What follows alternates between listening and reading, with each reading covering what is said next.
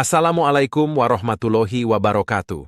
Perkenalkan, nama saya Ahmad Nurdin dari Fakultas Teknik Industri Universitas Pelita Bangsa akan mempresentasikan jurnal tentang sistem otomasi sebagai upaya perbaikan kualitas dengan metode SPC pada Lean Finishing, studi kasus, PTX.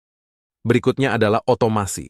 Otomasi adalah suatu teknologi terkait dengan aplikasi mekanik, elektronik, dan komputer, didasarkan sistem untuk beroperasi dan mengendalikan produksi. Teknologi ini meliputi A. Alat mesin otomatis untuk memproses part. B. Mesin perakitan otomatis. C. Robot industri. D. Material otomatis yang menangani dan sistem gudang atau penyimpanan. E. Sistem pemeriksaan otomatis untuk pengendalian mutu. F.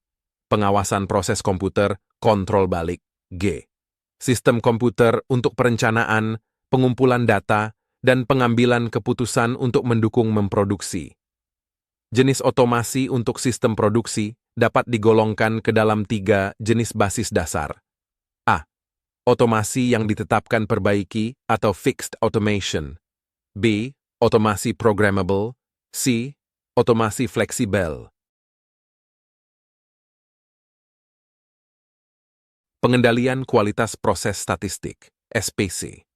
Pengendalian kualitas statistik, Statistical Quality Control, secara garis besar digolongkan menjadi 2, yakni pengendalian proses statistik, Statistical Process Control, dan rencana penerimaan sampel produk, Exception Sampling. Pengendalian kualitas proses dan produk juga dapat dibagi 2 golongan menurut jenis datanya, yaitu data variabel dan data atribut. Variasi didefinisikan sebagai ketidakseragaman produk atau jasa yang dihasilkan. Variasi dikelompokkan menjadi 2 jenis, yaitu 1. Variasi terkendali, controllable variation. Variasi terkendali adalah variasi yang dapat dikendalikan atau variasi yang dapat dihilangkan atau diminimalisir jika kita melakukan aktivitas-aktivitas perbaikan. Contoh jenis variasi ini adalah kurang homogennya bahan baku, kurang cermatnya operator, dan lain-lain. 2. Variasi tidak terkendali, uncontrollable variation. Variasi tidak terkendali adalah variasi yang tidak dapat dikendalikan. Variasi jenis ini biasanya bersifat tidak stabil, tidak konsisten, tidak terprediksi, dan umumnya terjadi karena faktor alam lingkungan. Contoh variasi jenis ini adalah kelembaban udara, suhu ruangan yang berubah-ubah, dan lain-lain. Diagram kendali atribut. Atribut didefinisikan sebagai persyaratan kualitas yang diberikan kepada suatu barang, yang hanya menunjukkan apakah barang produk tersebut diterima atau ditolak. Diagram atribut biasanya digunakan untuk menganalisis pengukuran yang bersifat diskrit.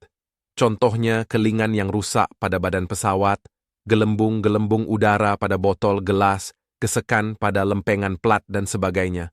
Diagram ini dibagi menjadi 2 jenis, yaitu 1. Diagram P. Diagram P digunakan untuk memperlihatkan persentase item yang tidak sesuai. Contoh menghitung jumlah kursi rusak dan dibagi dengan jumlah total kursi yang diperiksa. Diagram P dapat disusun dengan jumlah sampel tetap atau bervariasi. Dalam pembuatan diagram P, hal-hal yang perlu diperhatikan antara lain, garis tengah P sama dengan jumlah produk defect dibagi jumlah produk observasi, di mana P adalah proporsi rata-rata, garis batas untuk P UCL sama dengan P ditambah 3 SP. UCL sama dengan P dikurangi 3 SP. SP sama dengan akar dari P dikali 1 dikurangi P dibagi N, di mana N adalah ukuran sampel. 2. Diagram C.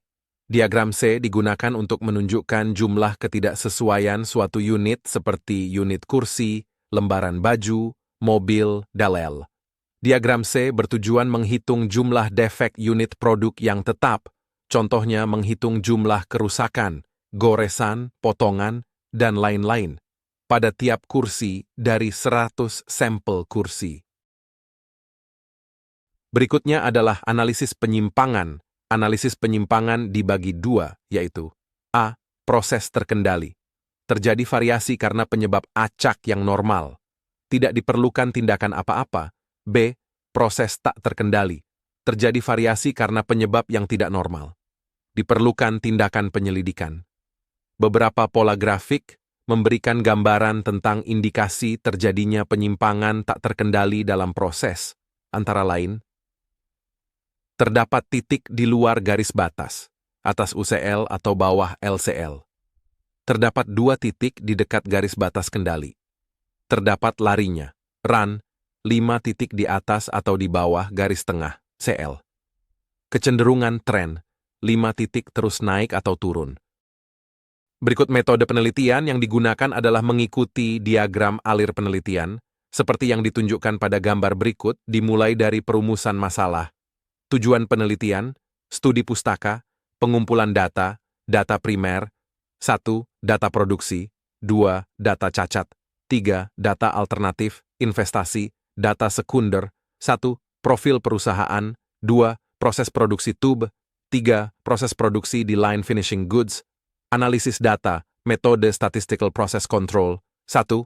Analisis data produksi sebelum perbaikan, 2. Analisis diagram sebab akibat, 3. Analisis penyebab cacat dominan, 4. Analisis data produksi sesudah perbaikan, 5. Usulan penyelesaian masalah, kesimpulan dan saran. Hasil dan pembahasan yang didapat data produksi dan data cacat produk sebelum perbaikan pada line finishing untuk varian tube Pons WB Pinkish FF 24 kali 100 gram bulan Januari sampai Oktober 2014 dapat dilihat pada tabel 1. Data pada tabel 1 menunjukkan bahwa untuk bulan Januari sampai dengan Oktober 2014 di line finishing process memiliki defect yang beragam dan penyumbang reject terbanyak adalah reject kotor dalam. Hal inilah yang untuk melakukan improvement secara otomasi pada line produksi ini, secara khusus di line finishing process untuk meningkatkan efisiensi dalam pelaksanaan proses produksi. Dari gambar 2 dapat diketahui jika data telah berada dalam batas kendali yang berarti bahwa proses telah berjalan dengan stabil. Proporsi cacat berada di antara 0,0228 sampai dengan 0,367. Hal ini dapat terjadi karena berbagai faktor seperti faktor manusia, metode kerja, lingkungan kerja, bahan baku, dan material yang digunakan. Analisis cause-effect diagram. Berdasarkan analisis penyebab reject tertinggi berada pada cacat foreign matter atau kotor dalam. Dengan itu, maka dilakukan langkah-langkah perbaikan menggunakan aspek-aspek cause and effect diagram, fishbone diagram, sebagai berikut. Mesin. Permasalahannya mesin tidak dibersihkan secara berkala. Action yang dilakukan mengembangkan dan membuat mesin blowing and vacuum yang bekerja secara otomatis. Manusia.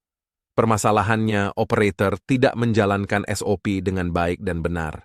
Action yang dilakukan memberikan peraturan untuk handling produk harus memakai sarung tangan dan dibuatkan one-point lesson. Material supply, yaitu box, kardus, masih mengandung serpihan, kardus bekas proses cutting dari supplier. Action yang dilakukan memasang lakban di sepanjang permukaan box yang terkena proses cutting. Metode. Permasalahannya, prosedur perawatan mesin kurang lengkap, waktu perawatan relatif lama, dan perlu menghentikan produksi selama perawatan.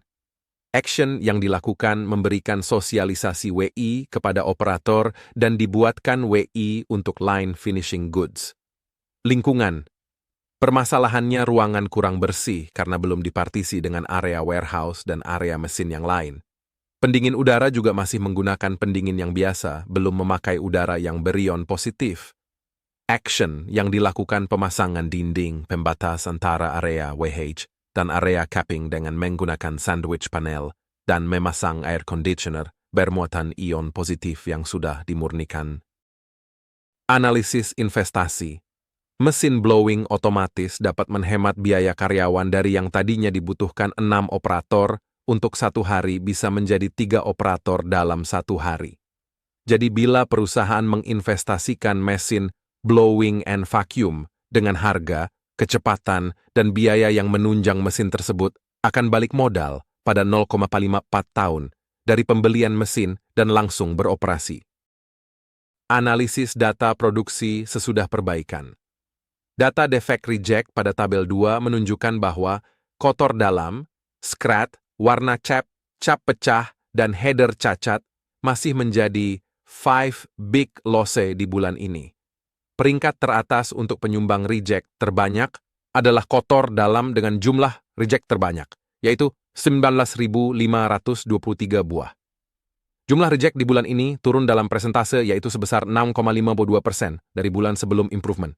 Bulan-bulan ini, jumlah reject mencapai 34.862 buah, atau 15,35% dari output. Secara garis besar hasil reject, setelah dilakukan improvement ini di bawah budget reject yang dibudgetkan 2%, yang bernilai 1,14%. Fakta ini menunjukkan bahwa persentase reject berkurang. Faktor menurunnya reject ini disebabkan improvement yang dilakukan. Berdasarkan tabel dan grafik di atas, dapat dilihat bahwa laporan line finishing proses pada bulan Januari sampai Februari 2015. Tingkat keberhasilan atau pencapaian tindakan improvement untuk manual blowing and vacuum digantikan dengan mesin blowing and vacuum yang bekerja secara otomasi, menghasilkan reject dari defect kotor dalam dapat berkurang tetapi untuk reject scratch menjadi reject terbanyak. Jumlah reject di bulan ini turun dalam persentase yaitu sebesar 6,52% dari bulan sebelum improvement. Berdasarkan hasil perbaikan di atas, dapat diketahui bahwa kemampuan proses mengalami peningkatan untuk tube Pons WB Pinkish FF 24 kali 100 gram dari rata-rata per bulan sebelum perbaikan 63.574 pitches dan sesudah perbaikan menjadi 17.431 pitches. Perbaikan yang sudah diimplementasikan bukan hanya mengurangi biaya tenaga, biaya waktu, dan cacat produk, tetapi meningkatkan kemampuan proses dan menghasilkan analisis kegagalan untuk pengembangan proyek selanjutnya. Kesimpulan, berdasarkan hasil dari pengolahan dan analisis data, maka diperoleh bahwa tindakan yang perlu dilakukan untuk mengurangkan produk cacat adalah mengembangkan dan membuat mesin blowing and vacuum yang bekerja secara otomatis, memberikan peraturan untuk handling produk harus memakai sarung tangan, dan dibuatkan one-point lesson, memasang lakban di sepanjang permukaan box yang terkena proses cutting, memberikan sosialisasi WI kepada operator, dan dibuatkan WI untuk line finishing goods, memasangkan dinding pembatas antara area WH dan area capping dengan menggunakan sandwich panel dan memasang air conditioner bermuatan ion positif yang sudah dimurnikan. Dari hasil implementasi diperoleh penurunan rata-rata produk yang reject dari 7,65% menjadi 1,14%. Untuk defect reject dalam box yang kotor turun dari 4,38% menjadi 0,64% dan pengurangan failure cost dari 120.842.300 rupiah menjadi 35.477.750 rupiah